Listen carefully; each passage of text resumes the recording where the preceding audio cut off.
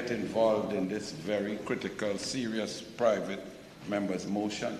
But let me first of all deal with Honorable Independent Senator Paul Richards, who spoke about separating fluff, fact from fiction very passionately. But in his contribution, he spoke about spyware and taps at a DPP's office and presented that he heard that and that might be a possibility. Let me clarify on the Hansard in the Senate that came from something called Emailgate, the second worst attack on democracy in the history of Trinidad and Tobago. The first being the 1990 coup, as the independent senator rightly said. The second worst attack on democracy was Emailgate, brought by the member for Diego Martin West.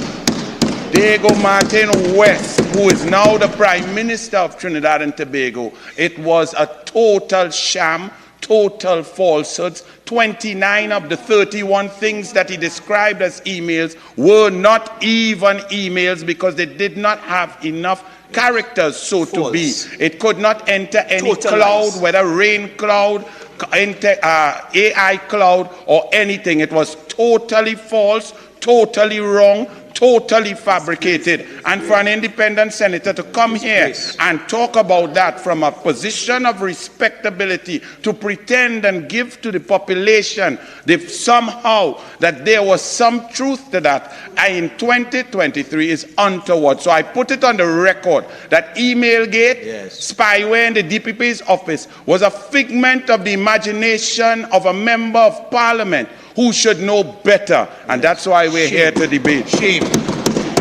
Total lies. This motion is completed by saying, be it resolved that the Senate calls upon the government to reaffirm its commitment to the principles and the practice of democracy in Trinidad and Tobago. I'm not sure if I can agree with my honorable senatorial colleague, Senator Lakshmi Dayal, because reaffirm means that the PNM had to originally affirm democracy. The PNM started off wrong, they stay wrong, and they're still wrong. The PNM was never about democracy. From inception, the PNM was about gerrymandering, playing with boundaries, controlling the population, and staying in power regardless of what happened to this country. Back in 1961, this PNM government under Dr. Eric Williams, and all of them need to read their history, told the population in 35 days that they are going to have their constitution of the independent Republic of Trinidad, not Republic, the independent Trinidad and Tobago, that in 35 days they are to read, disseminate, discern, and get to a meeting to tell the government what are their thoughts. They presented a document, and then in the discussions, one could remember Ashford Sinanan, who stood up there, and they were trying to say, the PNM were telling them that on your constitution that will chart the future of your country, you are only to speak 5 minutes. He shouted at them and said that I will not be curtailed my speaking time. Ellis Clark, the Honorable Ellis Clark, said that he presented the original constitution because we were so trained to follow it. The PNM did not listen to the other voices of the masses, of the other groups. The PNM listened to themselves because the PNM is anti-democracy. The PNM is for the PNM and the PNM only from inception. So there is no reaffirmation. They've never affirmed that they are for democracy. When one is for democracy, one believes in themselves. One believes in their ability. One does not need to gerrymander. When one looks at the local government elections 2019 map, the entire thing, 89% of the country is colored in yellow.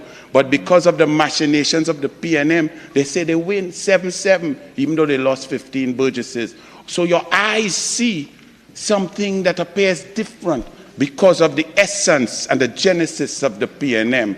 If you go to the PNM's work throughout, they went to Marlborough House, and Dr. Williams promised Capildeo when they were arguing and it looked like independence would not come.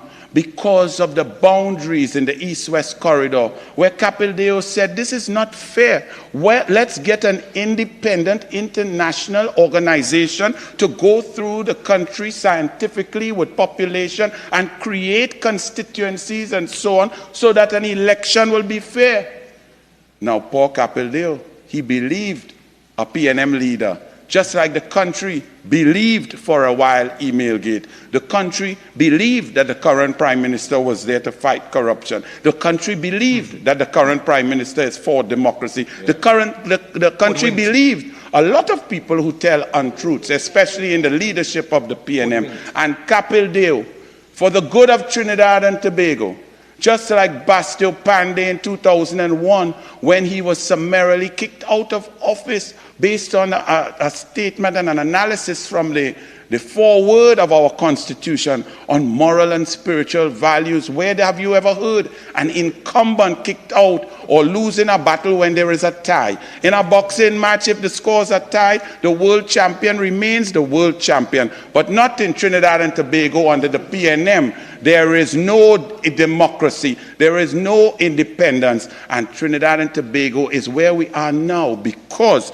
of the lack of democratic principles of the People's National Movement. Yeah. So they cannot reaffirm anything.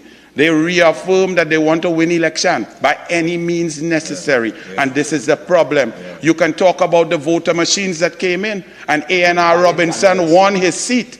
Won his seat by more votes than were allowed to vote. Imagine that. That's PNM. Read your history. Don't come here and tell me about PNM is for democracy. PNM is win and hold power by any means necessary. Yeah. Do what you have to do. And that's why we are in a mess. Furthermore, you would see in 2010, for example, when the PNM control coming through, they always wanted to control the EBC because that's the referee. That's the way the competition is. Now, would someone who's skillful, who's well-versed, trained, disciplined, want to control the referee? No, because you believe in yourself. But the PNM does not even believe in themselves, because you can go at a competition in two ways. You can go at the competition knowing I am the best, and the people will know that I am the best based on my performance, my policies, on how I treat people, and therefore I go to the people with fairness, equity, democracy. Not the PNM. Them had to control everything. They had to know that their person is in charge, that in any little seat, in any margin, they will get a little advantage. Let me tell you from a real example, Mr. President. 2010, Dabadi O'Meara. I didn't even know where Dabadi O'Meara was. It was one of them seats they cut out in the east. So I had to drive up there when the People's Partnership was formed to say, let me see where exactly are these boundaries. When I drove up there, I saw a seat. So well, it's a small seat. But on one side of the highway, PNM stronghold. Oh Lord, they build a house and so on. And you know how PNM do it.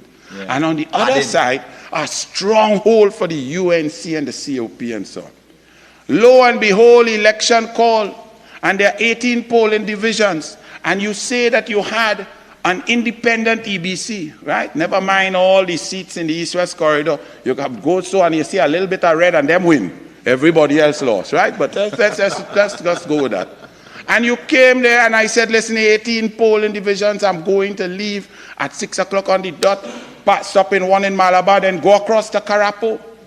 Now remember, Karapo is the stronghold of the UNC in that seat. Of course, it's a safe PNM seat, and it's a Minister of Finance sitting, Karen Nunes, the sheriff was there, and none of them thought that they could lose, of course, because it had been set up so that no one could beat them. Until the dog lock up.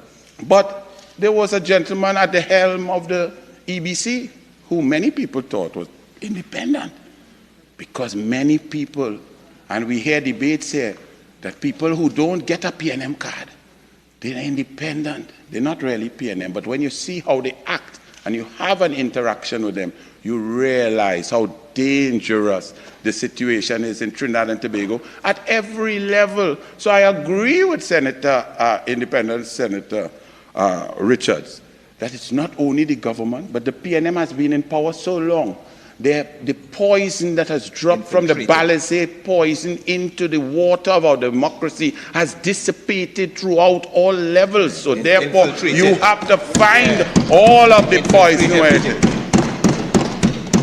And I went over to the second polling station in Karapo RC Primary School. Now this is a stronghold. And I noticed, but listen, why in one box are we seeing names from R to W? But in another box, they have P and O. Do you know what was the average time to vote in that one box, Mr. President? 4 hours and 15 minutes. At 6:05 a.m., I called the EBC and spoke to Mr. Masso and the agents and told them that what is this? Who decided to do this? Why would you do it in the whole day? And let me just cut the story short. I didn't move from there. I measured out the certain 300 yards or 400 yards and sat down next to a chicken coop whole day to make sure people would go and not get frustrated. But how could that be? You know what I noticed? From R to W, in the back there, they had plenty names like Ram Logan, Ram Singh, Sunarayan, Sarah Tant, and all of this in that box. 2 people vote in O and 3 people vote in P. But that was a design. Who, in what science, what fairness would put that situation in a box? The last vote in Dabadi O'Meara, the last person in 2010 voted at 7:47 p.m.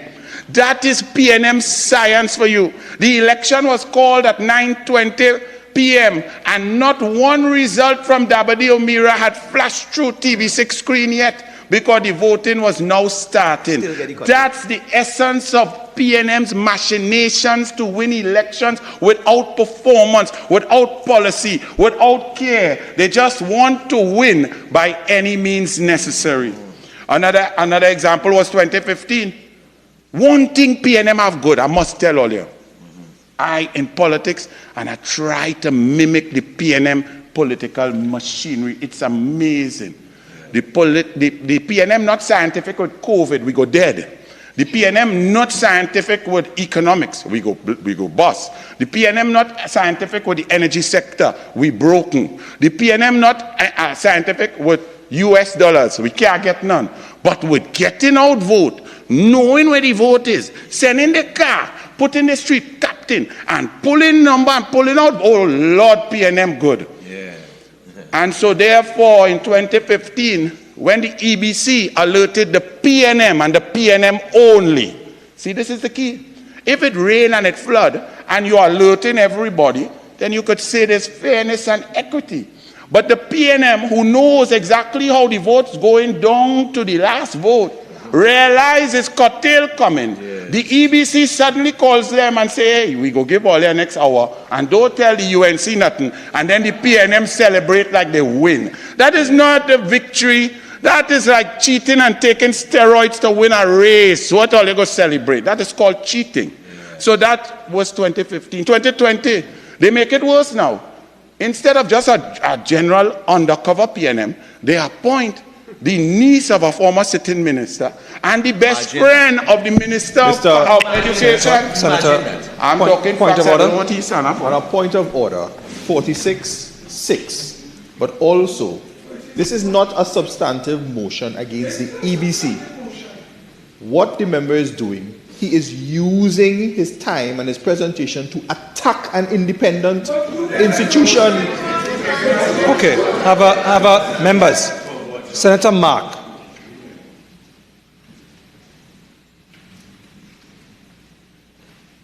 So there's a point of order raised, 46.6, which is imputing improper motives. That I will uphold. Be very careful, Senator Roberts, in relation to that.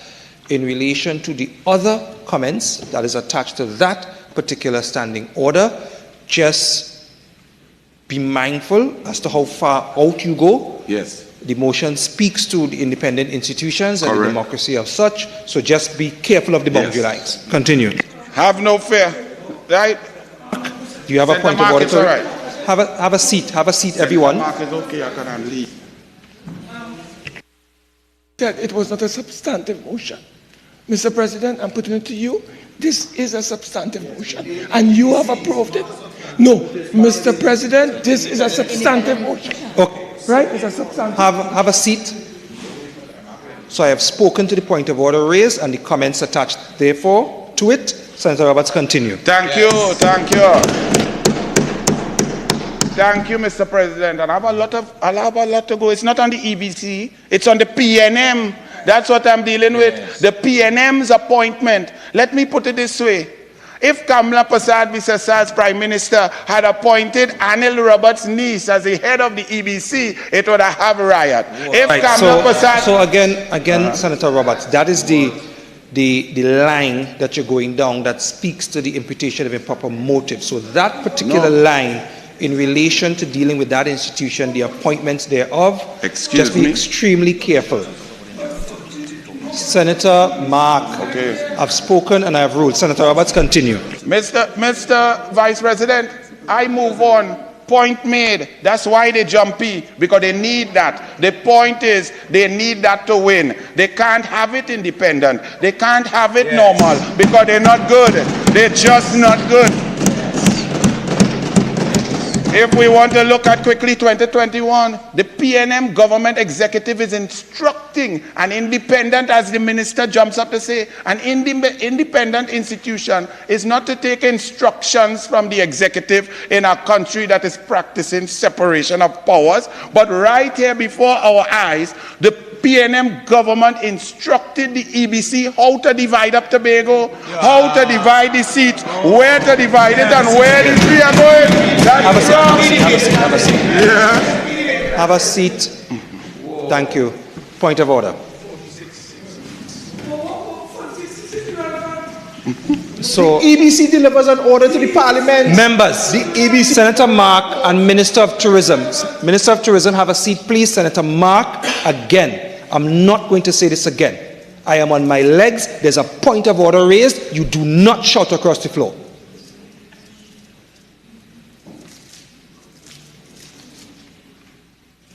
Again, Senator Roberts, be careful about the statements that you're making. Continue. Thank you, Mr. President. The Hansard will show. The normal process would be that for the EBC to come and lay a report and then we move from there. That is not what we debated downstairs and here. It was an instruction from the executive. But I move on because I have a lot to get to. They're trying to delay me and I don't have enough time. Cheaters are essentially cowards. Cheaters deplore merit because coveting control is a characteristic of a coward. You could see criminals are cowards, for example, Mr. President. As you could see recently in Trinidad and Tobago, as the entire population is afraid to go out. A young boy from St. Mary's College, the second best college in the north, to Fatima College, was waiting for taxis. Okay?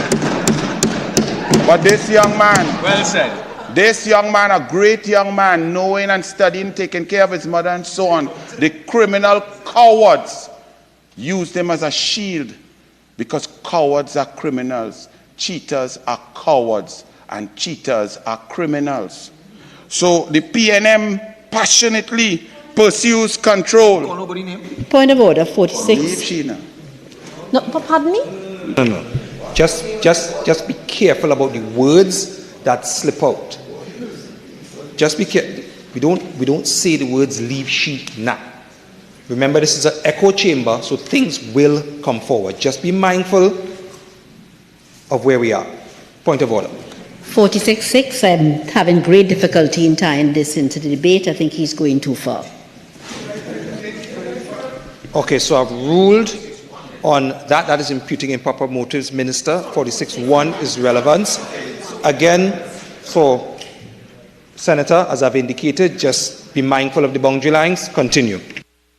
The President, in the words of the great Bob Marley, who the cap fit, let them wear it. The PNM passionately pursues control. Therefore, the PNM is a cowardly organization. Whether it is the EBC or the Central Bank Governor, the Police Service Commission, the Commissioner of Police, the DPP, the BIR, Inland Revenue, now to be TTRA, Permanent Secretaries, the Parliament, the Senate, the President, the Media Association, the Law Association, and SILK, the Judiciary, the THA, the Integrity Commission, Procurement and the Procurement Regulator, Service Commissions, RSS, Impacts and CARICOM, Aviation Assets, and even our sacred right to vote. This wicked, oppressive, dictatorial, heartless PNM wants control and wants control of everything. DPP to go now. Cowards seek control. Show me a coward and I will show you a cheat. Show me a cheat and I will show you a thief. Show me a thief and I will show you the PNM. And if they can't fit, let them wear it. A coward tries to control debate through excessive use of standing orders. Cowards need to turn a 16-6. Have a seat. Again, Senator, that is out of line. As a winner. That statement will not pass. Move on. Thank you, Mr. President. They seem jumpy. They seem offended, like things fall in the garden. Unfortunately, they won't see the oppressive control. This PNM won't see it because they are part of it. Some of them in the PNM are victims of the oppressive dictatorial controller. They say UNC bad, UNC unpatriotic, UNC evil, but any shake off UNC have, they run and grab and hug up the UNC. They hug up the UNC so much, they don't even know it's PNM they join. They feel it's people's partnership. They're going to sign up for PNM and say the partnership real good. That is what PNM is, a total waste of time. And that's what's going to happen. Members. It has gotten so loud that I cannot even hear Senator Roberts, which is rare. So again, allow Senator Roberts to make his contribution and just temper the level of noise. Continue. Thank you. Thank you for the support, colleagues, but let me talk. Let the President hear my contribution. You see the PNM over there? They wouldn't feel the dictatorship, the decisions that they take one by one. Because like a mother who takes care of a child every day, whole day, they don't know the child get taller. Is when you see the child for 3 weeks and uncle say, oh good, you're growing, girl. Then the mother will realize that the child has grown. These PNM members here, one decision at a time, one attack on one independent institution. It is drip by drip and our democracy is fading away. They don't even know. They may really truly believe that they are not part and parcel of an oppressive, tyrannical, dictatorial regime. They may actually believe that because a lot of times they don't even know what's going on in cabinet. They're happy for the boss man to tell them good morning. Let them tell you the truth. These PNM over there are eroding our rights, liberties, and freedom, and democracy one decision at a time. It reminds me of when I was in UE Primary School. We had a teacher called Miss Grandison with the greatest handwriting and penmanship on the chalkboard. And what she would do, she would write a passage, and she would tell us young students to write it down quickly. And as we are writing, she is rubbing off. And we had to write faster and faster, or else it will all be gone and we would not have completed the passage. That's what's taking place with some of these, like Teacher Borden. That is what the PNM is doing. They're eroding our independent institutions one by one by injecting bias and control within them. For example, right now in our midst, without getting into details, we see them pushing ahead with the Trinidad and Tobago Revenue Authority, and suddenly we have questions being asked of all sorts of people who should know better. People who should know better about apparent bias, conflict of interest. Everything gets blurred under the PNM. Things that are simple, that are clear, that any normal, reasonable human being would find fair. Sometimes we now calling them attacks if someone points out that their brother is on a board and they cannot adjudicate on the matter. These are simple things that a society should understand. Propriety, decorum, conflict of interest is very simple. But you see, if you believe in democracy, if you believe in the merit of your position, you do not need someone to be on your side. If you need someone to be on your side, if you need bias, it means your position is not worthwhile. You are not correct. You are not righteous. It means you're playing a dangerous game. We are now seeing that the PNM poison infects the entire bloodstream of our nation's vital organs, one drop at a time, where husbands and wives are saying that there's no connection, where lawyers are getting silk and saying that's no problem. I can still be independent. I can still decide that may be true, but the benchmark for apparent bias is not your ability to remain professional, but the bias itself, that a reasonable, informed person will say that if you have received something that will benefit you in your life going forward, that it is not on for you to be independent. Across the board in Trinidad and Tobago, the PNM has been slowly whittling down these principles, and therefore our institutions that were designed to be independent and act as checks and balances to a runaway horse, such as now the PNM in its worst version in history under this Prime Minister, our democracy is lost. And if we don't take it back now, starting from August 14, our country could be in dire straits. The central bank governor, we see this executive having to pay taxpayers' money for the firing of a central bank governor, an independent institution. But the PNM government did not want that person there, because a person and a government and a team that plans to do the right thing does not mind an independent-minded person. Because if you're doing it right, you will stand strong and stand firm, and your policies would go through. The whole idea and concept of a central bank governor is that it acts as a counterbalance to the fiscal policy of the executive. The central bank governor is supposed to be in charge wholly and solely of monetary policy.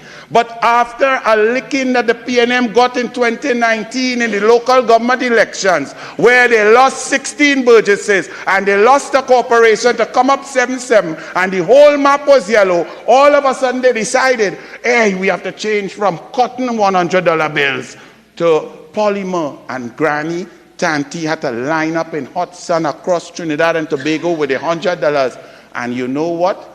The central bank governor, whose job it is to secure, expand, or contract the money supply, did not stand and make his own decision.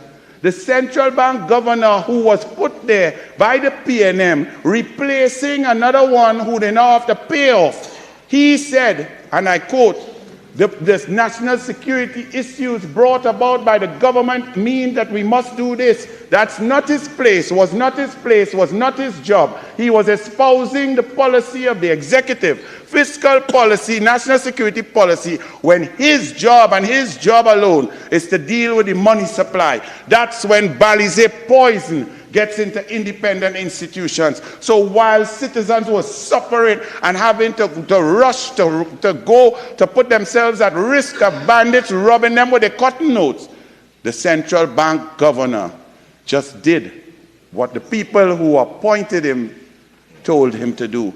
And that's not good for the country. That's another independent institution interfered with. Recently, we saw the PNM attacking the DPP's office.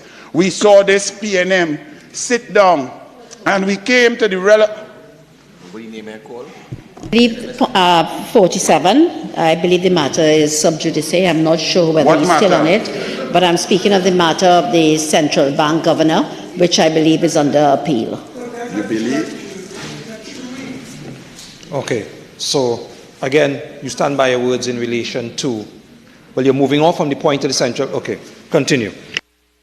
I'm glad that I can offer the Minister of Trade and Industry some exercise today, because in the flood 18 minutes of rain, she won't be able to go to the gym because all of our children are in traffic. So there's no need to get into that. Just move on in your contribution.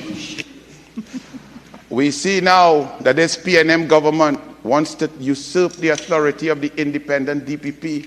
The country has become aware of an indemnity signed by a sitting Attorney General, a member of the executive, with a witness in a criminal matter.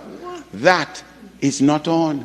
That goes against the Constitution. That creeps into the sole purview of the DPP. That's what this PNM does. This PNM does not allow this DPP or any institution to function. And when they do not do their bidding, they then brought before the PNM press conference and ostracized and attacked from a power pulpit of bullying.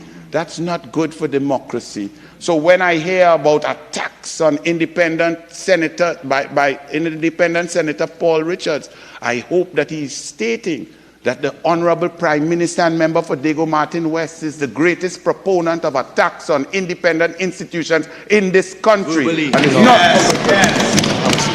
Have a seat. So, Senator Roberts, I have cautioned throughout the length and breadth of your contribution in relation to those lines of imputation of improper motives. Again, this will be the final warning on that. Please be extremely careful as you wrap up, as you have a few more minutes left, in terms of imputation of improper motives like the one that you just did. Continue. Thank you, Mr. President. I wasn't really imputing, I was stating, because it's a fact, but it's all right. I will move on. When you hear about procurement and procurement legislation that was brought here, procurement legislation and the Office of the Procurement Regulator, the man, for example, served a 5-year term. The PNM was so afraid of independence and oversight that they let it lag, and the man's contract is up, and now they're searching to put their own procurement regulator to regulate the contracts that they will give out. And that's why the PNM is afraid of independent people, because if you're going to procure properly, if you're going to advertise, if you're going to tender, and the best man, woman, or child win the contract, you wouldn't be afraid of an independent procurement regulator. You would not need to handpick people to put them in positions. When we look at the interlocking directorships under Kamla Prasad Bisesa as Prime Minister, which many people would not like to state, but it is a fact. There was one person for one board. Nobody was allowed to be on more than one board. There was one chairmanship for one human being. Nobody was allowed to be a chairman of more than one board. No spouses and no brothers, sisters, no family members of cabinet ministers were allowed to be on boards. In this PNM, you have one man, Noel Garcia, building house, hospital, central block, airport, community center, fire station, police station, sports stadium, and every house in Trinidad and Tobago. And they say that's good corporate governance, that's great for democracy. I say that is corruption. That is a web of corruption which does not augur well for corporate governance and for the value of money. And this PNM can sit there and try to claim and talk and sing songs, vote for the red. But when you look at them, you see the roadmap from 1956 to 2023, one that is anti-democratic, tyrannical, dictatorial, and oppressive. We have Ingrid Lashley on 9 boards. You have, we could keep going. There's a point of order. Point of order. A point of clarification. The senator is abusing his parliamentary privilege by calling people from the outside citizens. Please allow me to hear the point of order in silence. Citizens of Trinidad and Tobago. He's abusing his parliamentary privilege. Things he would not say outside, he is saying inside. He is accusing people of corruption. Mr. President, I would invoke 53(1). So, Senator Mark, Senator Leiter. The precedents, Senator Roberts, when it comes to calling the names of citizens in the chamber and making what the average person would deem to be accusations thereof, the precedence is that we try to stay away from that as much as possible. Given the right of reply, they're not here to reply, and as such, ethically, it's not the greatest thing to do. So I would ask you to please, as you wrap up, refrain from that. You have 5 more minutes. Thank you, Mr. President. Let me just correct the record of the Honorable Minister of Tourism. Anything I say here, I say on Douglas Politics, open out there, because it's the truth, the whole truth, and nothing but the truth.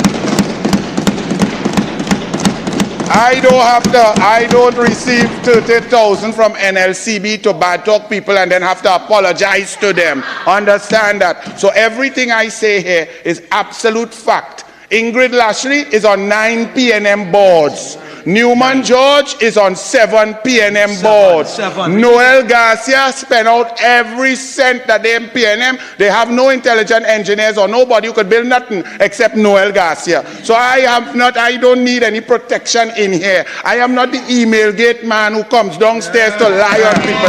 I is talking the truth. So the Minister of Tourism could sit there and relax, and hopefully he will get back San Fernando East at some point in time. Cowards need to control the minds through emotions. Issues of race are emotive. Cowards play the race card for political gain.